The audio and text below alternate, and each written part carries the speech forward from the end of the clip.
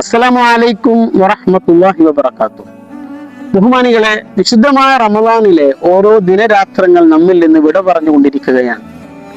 നമ്മുടെ നോമ്പുകൾ അള്ളാഹു സ്വീകരിക്കണമെങ്കിൽ നമ്മുടെ ശരീരത്തിലെ പ്രധാനപ്പെട്ട ഒരു അവയവം, അതിനെ നമ്മൾ കൺട്രോൾ ചെയ്തേ മതിയാകും.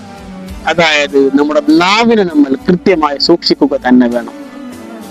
മഹാനായ റസൂലുള്ളാഹി സ്വല്ലല്ലാഹു അലൈഹി വസല്ലം തങ്ങൾ പറഞ്ഞിട്ടുണ്ട്, കൂടുതൽ ആളുകളും നരകത്തിലേക്ക് പോവാനുള്ള കാരണം ശരീരത്തിലെ നാവിന്റെ ദുഷ്പ്രവർത്തനങ്ങൾ കൊണ്ടാണ്.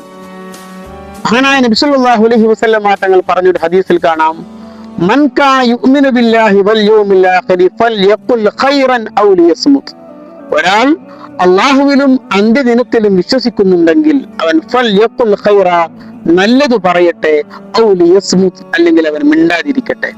പറയുകയാണെങ്കിൽ നന്മ മാത്രം പറയുക, നന്മയില്ലെങ്കിൽ അവൻ മിണ്ടാതിരിക്കുകയാണ് വേണ്ടത് എന്നാണ് അർത്ഥം.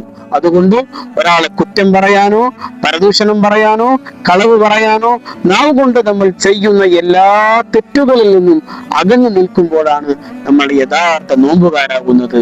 അങ്ങനെ യഥാർത്ഥ നോമ്പുകാരായി റയ്യാൻ എന്ന കവാടത്തിലൂടെ സ്വർഗ്ഗത്തിലേക്ക് പ്രവേശിക്കുന്ന സത്യവിശ്വാസികളായി മാറാൻ നമ്മൾ ശ്രദ്ധിക്കണം. അല്ലാഹു അനുഗ്രഹിക്കട്ടെ. ആമീൻ. അസ്സലാമു അലൈക്കും വറഹ്മത്തുള്ളാഹി വബറകാതുഹു.